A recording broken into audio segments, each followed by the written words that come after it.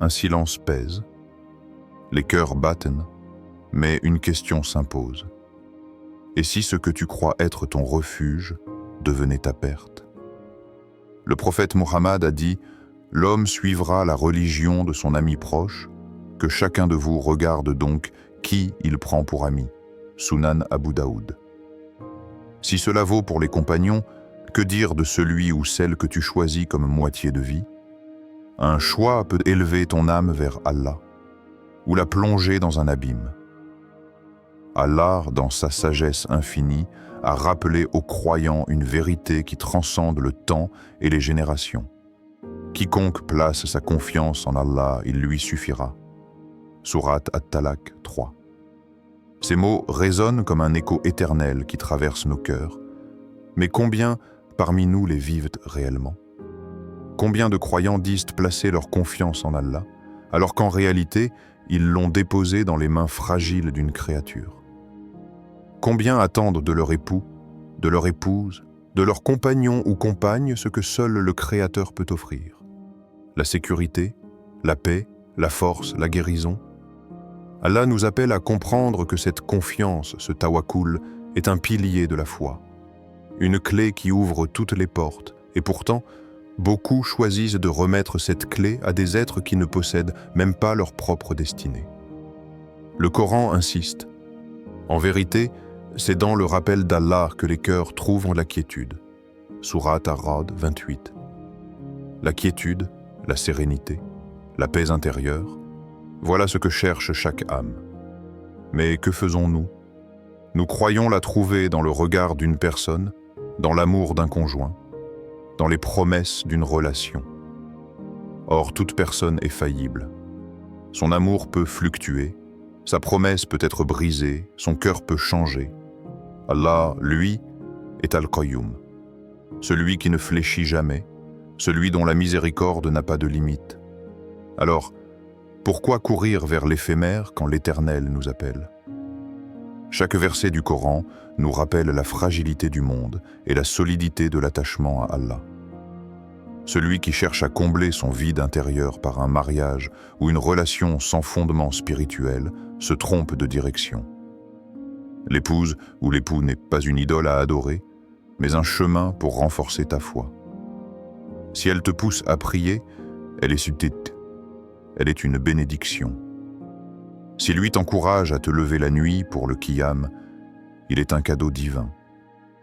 Mais si l'un devient un voile qui t'éloigne du dhikr, si son amour devient une distraction qui t'arrache de la prosternation, alors il ne s'agit plus de soutien mais d'épreuve. Allah dit « Vos biens et vos enfants ne sont qu'une tentation, alors qu'auprès d'Allah est la récompense immense. » Sourate At-Taghabun 15.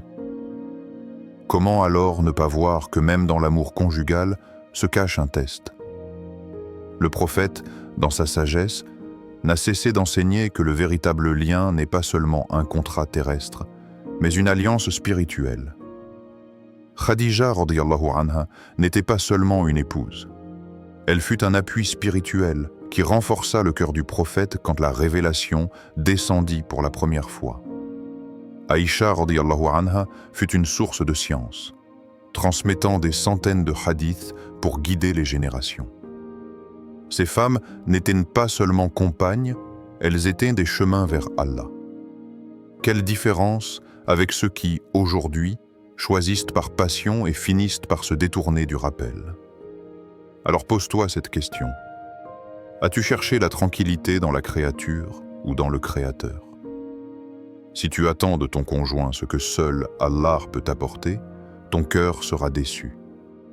Si tu places ta confiance dans la créature, tu découvriras tôt ou tard sa limite.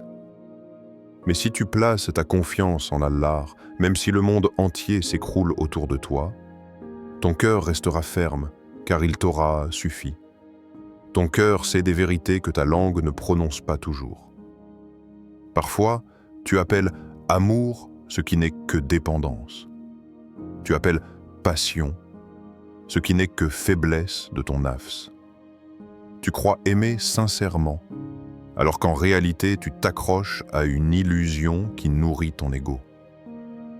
Ibn Qayyim a dit « L'amour est une maladie du cœur, et son remède est de préférer l'amour d'Allah à tout autre. » Ces mots frappent comme une lumière dans l'obscurité. Ton cœur ne guérira jamais tant qu'il n'est pas tourné vers celui qui l'a créé. Mais oses-tu vraiment regarder à l'intérieur et distinguer entre ce qui est amour pur et ce qui est attachement trompeur? Il est facile de se mentir à soi-même.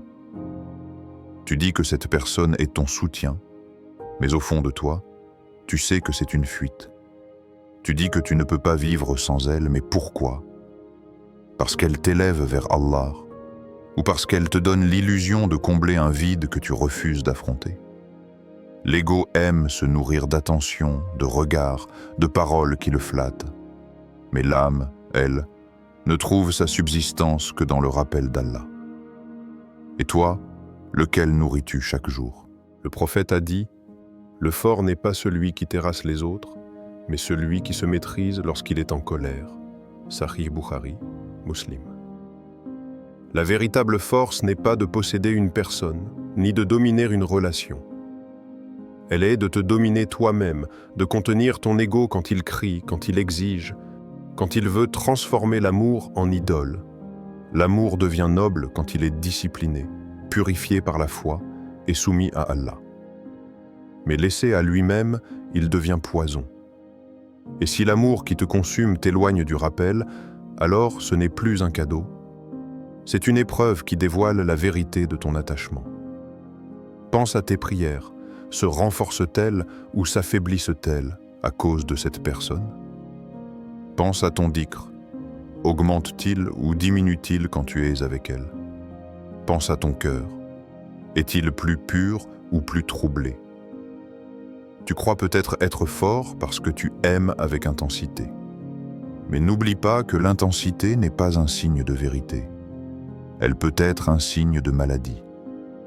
Ibn Taymiyyah disait « Le cœur ne peut aimer sincèrement qu'Allah, et tout amour qui détourne de lui est une punition. » Alors, es-tu en train de recevoir une bénédiction ou de subir une punition que tu appelles amour? As-tu dompté ton ego? Ou est-ce lui qui trace ton chemin? Si Allah t'appelait aujourd'hui, que trouverait-il dans ton cœur? Une passion éphémère qui t'a éloigné de lui, ou un amour purifié par la patience et la discipline?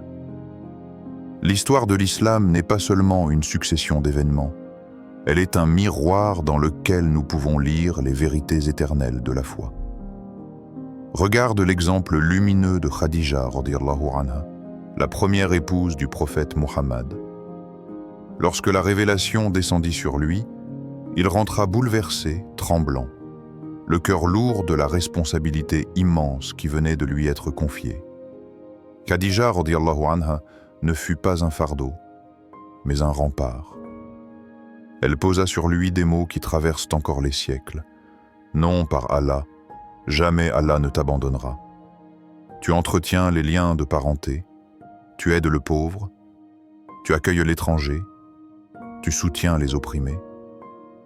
Elle fut le soutien dont chaque croyant rêve. Non pas une passion aveugle, mais une forteresse qui raffermit la foi. Plus tard, regarde Fatima radhiyallahu anha et Ali radhiyallahu anha. Leur union ne fut pas scellée dans la richesse ni dans la vanité. Ali n'était pas un homme de luxe, il n'offrit pas à Fatima les palais et les trésors. Leur maison était modeste, leurs repas simples, mais leur cœur était rempli de foi et de patience. Ali radhiyallahu anhu, malgré sa jeunesse et sa pauvreté, fut choisi par le prophète pour épouser sa fille bien-aimée. Pourquoi? Parce que sa valeur n'était pas dans ses biens, mais dans sa sincérité, son courage et sa piété. Fatima radhiyallahu anha trouva en lui un compagnon de route vers Allah, et non un obstacle. Leur mariage devint un exemple de simplicité et de baraka. Ces récits ne sont pas des contes anciens, ils sont des leçons pour nous. Ils montrent que le véritable mariage en islam n'est pas bâti sur des apparences ni sur des désirs passagers, mais sur une alliance spirituelle.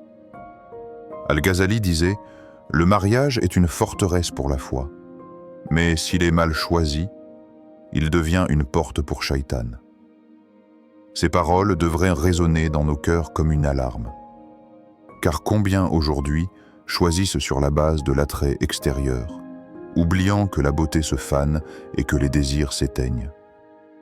Combien se laissent séduire par l'éclat d'un sourire ou le charme d'une promesse, alors que Shaitan, silencieux, attend de transformer ce choix en prison spirituelle? Les compagnons radiyallahu anhum nous rappellent que le mariage peut être un champ de bataille contre l'ego, mais aussi une citadelle de lumière. Umar ibn al-Khattab radiyallahu anhu disait « Parmi les joies de ce bas monde, 3 choses me sont chères.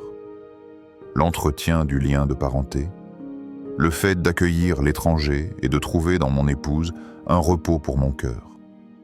Voilà la vision d'un homme de foi.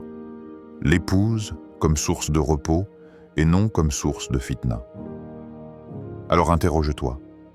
Lorsque tu bâtis ton union, est-ce une forteresse où ta foi se renforce, où ton âme trouve un refuge dans le rappel, ou bien est-ce que tu as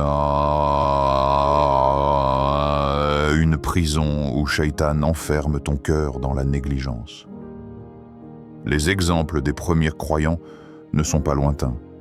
Ils sont des flambeaux pour nous guider aujourd'hui. Le cœur est semblable à une lampe suspendue dans la nuit. Une lampe fragile dont la flamme dépend de l'huile qui l'alimente. S'il est nourri par le dhikr, cette flamme brillera même dans les ténèbres les plus profondes.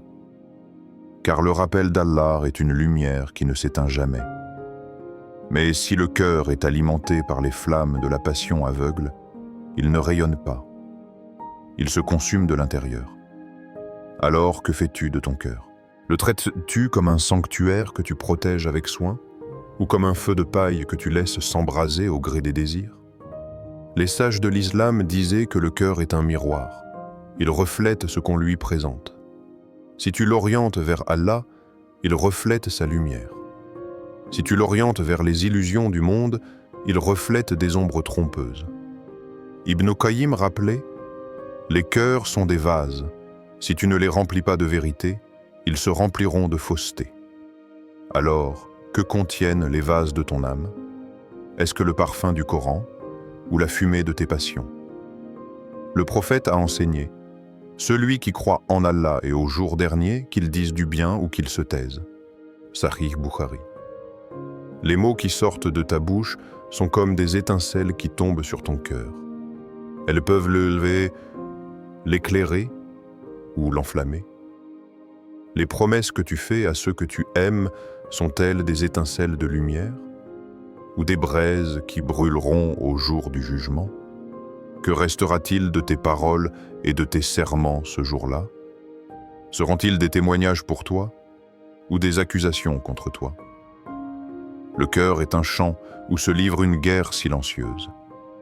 La passion aveugle est comme une tempête de sable qui étouffe la flamme intérieure, tandis que le dhikr est comme une rosée douce qui nourrit l'âme et la maintient vivante. Le Coran dit « En vérité, c'est dans le rappel d'Allah que les cœurs trouvent la quiétude. » Sourate Ar-Ra'd 28. Imagine alors ce cœur paisible, calme comme un lac au lever du soleil, qui ne tremble pas face au vent du monde car il est enraciné dans la parole d'Allah. Mais pense aussi au cœur dévoré par ses désirs, agité, instable, consumé comme un bois sec. Les poètes soufis parlaient du cœur comme d'un jardin. Chaque dhikr y est une graine, chaque prière une goutte d'eau, chaque larme versée pour Allah une fleur qui s'ouvre. Mais quand la passion aveugle domine, ce jardin devient une terre aride où plus rien ne pousse, où les promesses ne sont que poussière balayée par le vent. Alors, contemple ton cœur comme on contemple une flamme vacillante dans l'obscurité. Protégeras-tu cette flamme par le dhikr ou laisseras-tu la passion l'étouffer? Au jour du jugement, ta lampe intérieure sera pesée. Sera-t-elle une lumière qui guide ton chemin vers le paradis ou des cendres dispersées que le vent emporte, témoignant de ce que tu as perdu. Ibn Taymiyyah, ce grand savant dont la clairvoyance transcende les siècles, nous a laissé ces paroles brûlantes. Le véritable amour n'est que dans l'amour pour Allah. Tout autre amour qui le détourne est une punition. Ces mots ne sont pas une simple réflexion intellectuelle, ce sont des coups portés à l'âme, des éclats de vérité qu'aucun voile ne peut couvrir. Pose-toi maintenant, qui est réellement ton âme sœur? Est-ce que celui ou celle qui partage ton combat intérieur, qui lutte avec toi contre les murmures de Shaitan, qui s'agenouille à tes côtés dans la prière de l'aube, qui pleure avec toi dans les prosternations de la nuit? Ou bien est-ce cette personne qui rend ton cœur plus lourd, qui assombrit ton rappel, qui t'éloigne de ton Seigneur par des promesses vides et des distractions incessantes? L'amour est une arme à double tranchant. Entre les mains de celui qui l'oriente vers Allah, il devient une force, un pont vers le paradis. Mais entre les mains de celui qui en fait un Dieu, il devient une chaîne qui écrase son âme. Le prophète a dit « Tu seras avec ceux que tu as aimés » Sahih Bukhari. Alors, regarde autour de toi.